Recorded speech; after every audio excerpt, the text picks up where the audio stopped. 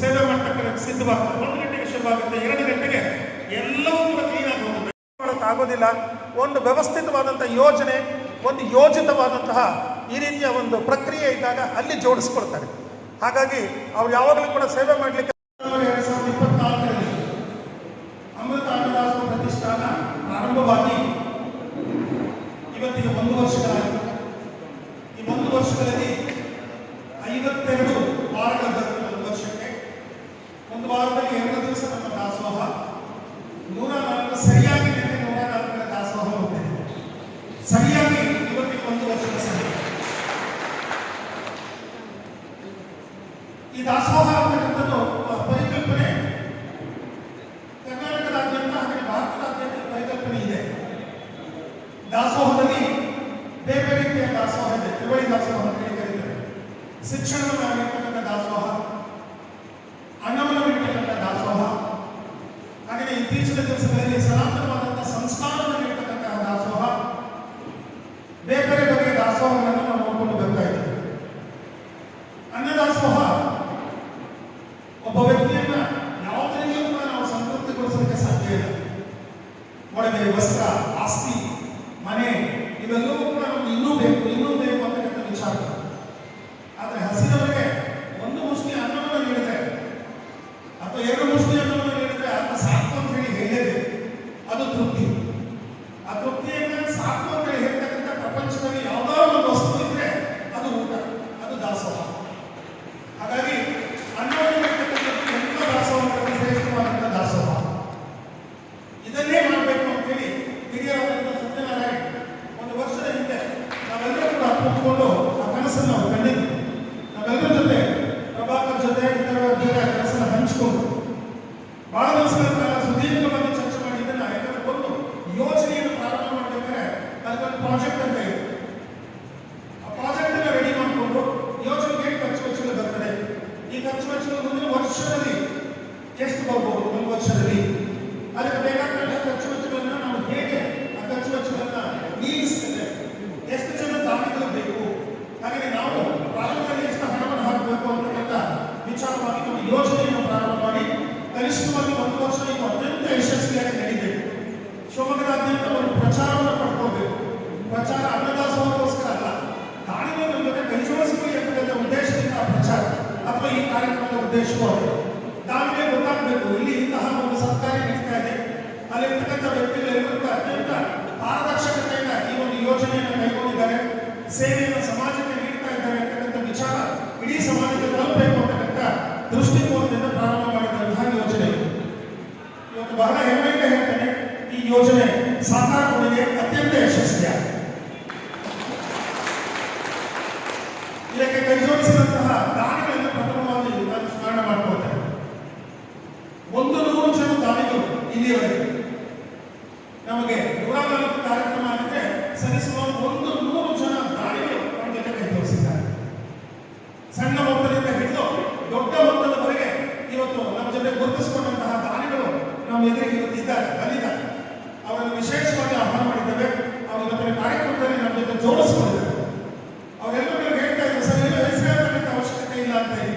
ಆದರೆ ಅಧ್ಯಕ್ಷರಾಗಿ ಕೆಲವು ಕರ್ತವ್ಯಗಳಿದೆ. ಅವರ ಹೆಸರನ್ನು ನಾವೇನು ವಿಶೇಷವಾಗಿ ಹೇಳ್ತಾರೆ, ದಾನಿಗಳಾಗಿ ಗುರುತಿಸಿಕೊಂಡಿದ್ದಾರೆ. ಭಗವಂತ ಅಥವಾ ಈ ಸಮಾಜ ಅವರಿಗೆ ಹೇಳಿಕೊಂಡಿದೆ, ಆ ಸಮಾಜಕ್ಕೆ ಅದನ್ನು ವಾಪಸ್ ಕೊಡ್ತಕ್ಕಂಥ ಆ ಒಂದು ಕೆಲಸವನ್ನು ನಾವು ಮಾಡಿದ್ದಾರೆ. ಹಾಗಾಗಿ ಸದಾಕಾಲ ಅವರ ಮನೆಯಲ್ಲಿ ಆ ಭಗವಂತ ನೆಲೆಸಿರ್ತಾರೆ, ಆ ಭಗವಂತನ ಆಶೀರ್ವಾದ ತಾಯಿ ಅನ್ನಪೂರ್ಣೇಶ್ವರಿ ಅವ್ರ ಮನೆಯಲ್ಲಿ ಸದಾಕಾಲ ನೆಲೆಸಿರ್ತಾರೆ. ಯಾಕಂದ್ರೆ ಅನ್ನದಾಸೋಹ ಮಾಡ್ತಕ್ಕಂಥ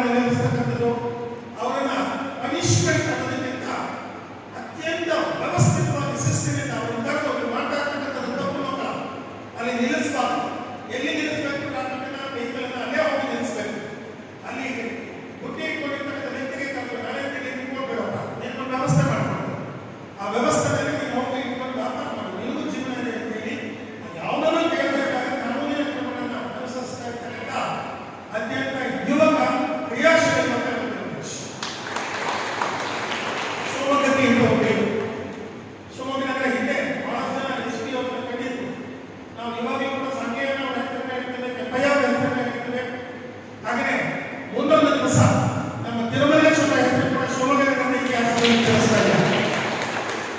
ಶಿವಮೊಗ್ಗ ಟ್ರಾಫಿಕ್ ತುಂಬಾ ಹಾಳಾಗಿದೆ. ಅವರ ಮನಸ್ಸು ನೋವಿನಿಂದ ಹೇಳಿದೆ. ನಾನು ಎಷ್ಟೋ ಸರಿ ಅನ್ಕೊಂಡು SP ಅವ್ರ ಜೊತೆ ಮಾತಾಡಿದ್ದೇವೆ. ಶಿವಮೊಗ್ಗ ನಾಗರಿಕ ರಕ್ಷಣಾ ವೇದಿಕೆಗಳ ಒಕ್ಕೂಟದಿಂದ ತಿರುಮಲೇಶ್ವರ ಹತ್ರ ಹೋಗಿ ಭೇಟಿ ಮಾಡಿದ್ದೀವಿ. ಭೇಟಿ ಮಾಡಿದ ತಕ್ಷಣ ಹೇಳಿದ್ರು, ಯಾವುದೇ ಮೂಲಾಜಲ ಅದನ್ನು ತೆಗೆಸ್ತಕ್ಕಂಥದ್ದು ಹೇಗೆ ತೆಗೆಸಬೇಕು, ಯಾವ ರೀತಿ ತೆಗೆಸಬೇಕು ಅಂತಕ್ಕಂಥ ಎಲ್ಲ ಪ್ಲಾನಿಂಗ್ಸ್ ನಮ್ಮ ಹತ್ರ ಇದೆ. ಯಾವುದೇ ಕಾರಣಕ್ಕೂ ಸಾರ್ವಜನಿಕರಿಗೆ ತೊಂದರೆ ಆಗೋದಿಲ್ಲ, ಆ ರೀತಿಯಲ್ಲಿ ಕೆಲಸ ಮಾಡ್ತೀವಿ ಅಂತ ಹೇಳಿ ಇಂತಹ ದಕ್ಷ ಪ್ರಾಮಾಣಿಕ ಅಧಿಕಾರಿಗಳು ಶಿವಮೊಗ್ಗ ನಗರಕ್ಕೆ ಹೆಚ್ಚೆಚ್ಚು ನಮ್ಮ ನಗರಕ್ಕೆ ಒದಗಿಸಿಕೊಳ್ಳಿ. ನಾವು ಬಯಸಿದವರನ್ನ ಎಲ್ಲೂ ಹೋಗದ ಸದಾಕಾಲ ನಮ್ಮ ಜೊತೆಗೆ ಇರಲಿ ಅಂತ ಹೇಳಿ ಅವರಿಗೂ ಕೂಡ ತಗೊಂಡು ಜೋರಾದ ಚಪ್ಪಾಳೆ ನಾವು ಸೇರಿ ಇದಿಷ್ಟು ವಿಚಾರಗಳು. ಒಳ್ಳೆಯ ಕೆಲಸ ಮಾಡಬೇಕಂದ್ರೆ ಮೊದಲೇ ಕಳೆದ ಟೀಕೆಗಳು, ಆ ಟೀಕೆಗಳನ್ನು ಎದುರಿಸಿ ನಾವು ಕೆಲಸ ಮಾಡ್ಕೊಂಡು ಹೋಗ್ತಾ ಇದ್ದಾರೆ. ನೆಕ್ಸ್ಟ್ ಆ ಟೀಕೆಗಳು ಪ್ರಶಂಸೆಗಳಾಗಿ ಭಾಗವಾಗಿರೋದಕ್ಕೆ ಈ ಅಮೃತ ಮಹೋತ್ಸವ ದಾಸವನ್ನು ಕಾರಣ ಆಗ್ತದೆ. ಜೊತೆಗೆ ಹಸಿವು ಎಷ್ಟು ಭಯಾನಕ ಆಗಿರುತ್ತೆ ಅನ್ನೋದಕ್ಕೆ ಒಂದು ಉದಾಹರಣೆ, ಮೊನ್ನೆ ನಮ್ಮ ಇಸ್ರೇಲ್ ಮತ್ತು ಇರಾನ್ ನಡುವೆ ನಡೆದಂಥ ಯುದ್ಧ. ಈ ಗಾಜಾ ಅನ್ನೋ ಒಂದು ಸ್ಥಳದಲ್ಲಿ ಮಕ್ಕಳು ಮತ್ತು ಇರುವ ಫ್ಯಾಮಿಲಿಗಳು ಊಟಕ್ಕೋಸ್ಕರ ಯಾವ ರೀತಿಯಾಗಿ ಹಾಕುತ್ತಾ ಇದ್ದಾರೆ ಸಣ್ಣ ಈ ಸೋಷಿಯಲ್ ಮೀಡಿಯಾದಲ್ಲಿ ಸಣ್ಣ ಪುಟ್ಟ ಕ್ಲಿಪ್ಗಳನ್ನು ನೋಡಿದಾಗಲೇ ಗೊತ್ತಾಗುತ್ತೆ. ಹಸಿವು ಅನ್ನೋದು ಮನುಷ್ಯನ ಯಾವ ಮಟ್ಟಕ್ಕೆ ಬೇಕಾದ್ರೂ ಕರ್ಕೊಂಡು ಹೋಗುತ್ತೆ, ಏನನ್ನು ಬೇಕಾದ್ರೂ ಮಾಡಿಸುತ್ತೆ ಅವ್ರಿಗೆ. ಹಾಗಾಗಿ ಈಗ ಹಸಿವನ್ನು ನೀಗಿಸ್ತಾ ಇರುವಂತಹ ಈ ಒಂದು ಸಂಸ್ಥೆಗೆ ಮತ್ತು ಅಮೃತ ಅನ್ನದಾಸೋಹ ಪ್ರತಿಷ್ಠಾನ ಶಿವಮೊಗ್ಗ ಇವರಿಗೂ ಕೂಡ ಈ ಕಾರ್ಯಕ್ರಮದಲ್ಲಿ ಈ ಕಾರ್ಯಕ್ರಮವನ್ನು ಆಹ್ವಾನ ಮಾಡಿದ್ದಕ್ಕೆ ಮತ್ತು ಇಂಥ ಒಳ್ಳೆಯ ಕಾರ್ಯಕ್ರಮಗಳನ್ನು ಮಾಡ್ತಾ ಇರೋದಕ್ಕೆ ನಮ್ಮ ಪೊಲೀಸ್ ಇಲಾಖೆ ಪರವಾಗಿ ಮತ್ತು ಶಿವಮೊಗ್ಗ ಜನತೆಯ ಪರವಾಗಿ ಅವರಿಗೆ ಹೃತ್ಪೂರ್ವಕವಾದಂತಹ ಧನ್ಯವಾದಗಳನ್ನು ಅರ್ಪಿಸ್ತಾ ಇದ್ದಾರೆ. ಅದೇ ರೀತಿಯಾಗಿ ಈ ಒಂದು ಕಾರ್ಯಕ್ರಮಕ್ಕೆ ಸಹಾಯ ಸಹಕಾರ ಮತ್ತು ದಾನವನ್ನು ಮಾಡುವಂತಹ ಯಾರ್ಯಾರು ದಾನಿಗಳಿದ್ದಾರೆ ಅವರಿಗೂ ಕೂಡ ಈ ಒಂದು ಸಂದರ್ಭದಲ್ಲಿ ನಮ್ಮ ಇಲಾಖೆಯವರಿಗೆ ಪೊಲೀಸ್ ಇಲಾಖೆಯವರಿಗೆ ಹೃತ್ಪೂರ್ವಕವಾದಂತಹ ಧನ್ಯವಾದಗಳನ್ನು ಅರ್ಪಿಸ್ತಾ ಇದ್ದಾರೆ. ಅದೇ ರೀತಿಯಾಗಿ ನಾವು ಯಾವುದೇ ಕಾರ್ಯಕ್ರಮ ಬಂದಾಗ ಹೇಳೋದು ಒಂದೇ, ಸಂಚಾರಿ ನಿಯಮಗಳನ್ನು ಪಾಲನೆ ಮಾಡಿ ಅಂತ ಹೇಳಿ. ಯಾಕೆ ಅಂತ ಹೇಳಿದ್ರೆ ರಸ್ತೆಯಲ್ಲಿ ಓಡಾಡುವಂಥ ಸಂದರ್ಭದಲ್ಲಿ ಸುಮಾರು ಆಕ್ಸಿಡೆಂಟ್ಗಳು ಆಗ್ತಾ ಇರುತ್ತೆ. ಅಲ್ಲಿ ಏನಾಗುತ್ತೆ, ಒಂದು ಸಣ್ಣ ನೆಗ್ಲಿಜೆನ್ಸು ಯಾವ ಒಬ್ಬ ಮನುಷ್ಯನ ಪ್ರಾಣಕ್ಕೆ ಹಾನಿ ಅಥವಾ ಅವ್ರು ಹ್ಯಾಂಡಿಕ್ಯಾಪ್ಟ್ ಆಗೋದಕ್ಕೆ ಕಾರಣ ಆಗುತ್ತೆ. ಮೊನ್ನೆ ಒಂದು ಆಕ್ಸಿಡೆಂಟ್ ಆಗುತ್ತೆ. ಒಂದು ಲೇಡಿ ರಸ್ತೆ ಪಕ್ಕ ನಿಂತಿರ್ತಾರೆ ರೋಡ್ ಕ್ರಾಸ್ ಮಾಡಲಿಕ್ಕೆ, ಏಜ್ ಆಗಿದೆ, ಒಂದು 60 ವರ್ಷ ಏಜ್ ಆಗಿದೆ. ಒಬ್ಬ ಬೈಕ್ನಲ್ಲಿ ಬರ್ತಾ ಇರ್ತಾನೆ, ಇನ್ನೊಬ್ಬ ಬೈಕ್ ರೈಡರ್ಸ್ ಹೋಗ್ತಾ ಇರ್ತಾನೆ. ಸಡನ್ ಆಗಿ ಯೂಟರ್ನ್ ಮಾಡ್ತಾರೆ. ಅವ್ರಿಗೆ ಅವಕಾಶ ಇಲ್ಲ, ಮಾಡೋದು ಅವಕಾಶ ಇಲ್ಲ. ಯೂಟರ್ನ್ ಮಾಡಿದಾಗ ಎದುರಿನಿಂದ ಬರ್ತಾ ಇರುವಂಥ ಬೈಕ್ ರೈಡರಿಗೆ ಬೈಕಿಗೆ ಕೂತಿರಲ್ಲ ಅಂದರೆ ಸೈಡಿಗೆ ಹೋಗ್ತಾರೆ, ಆ ಲೇಡಿ ಮೇಲೆ ಬೈಕು ಆಕ್ಸಿಡೆಂಟ್ ಮಾಡ್ತಾರೆ. ಹಾಗಾಗಿ ಎಲ್ಲರೂ ಕೂತಿದ್ರೆ ಅವರೆಲ್ಲರೂ ನಮ್ಮ ಇಲಾಖೆ ವತಿಯಿಂದ ಮತ್ತು ಸಂಚಾರಿ ಪೊಲೀಸ್ ಠಾಣೆ ಕೇಳ್ಕೊಳ್ಳೋದು, ಸಂಚಾರಿ ನಿಯಮವನ್ನು ಫಾಲೋ ಮಾಡಿ ಆದಷ್ಟು ಹೆಲ್ಮೆಟ್ಗಳನ್ನು ಧರಿಸಿ, ಅದರ ಜೊತೆಗೆ ನಿಮ್ಮ ವಾಹನದ ದಾಖಲಾತಿಗಳೆಲ್ಲ ಸರಿ ರೀತಿಯಲ್ಲಿ ಪರಿಶೀಲನೆ ಮಾಡಿ ಅಂತೇಳಿ ತಿಳಿಸ್ತಾ ಈ ಒಂದು ಕಾರ್ಯಕ್ರಮಕ್ಕೆ ನಮ್ಮನ್ನು ಆಹ್ವಾನ ಮಾಡೋದಕ್ಕೆ, ಮತ್ತು ಈ ಥರ ಸುಮಾರು ಜನ ಇವರು ಭಾಳ ಜನ ಒಳ್ಳೆಯ ಕೆಲಸ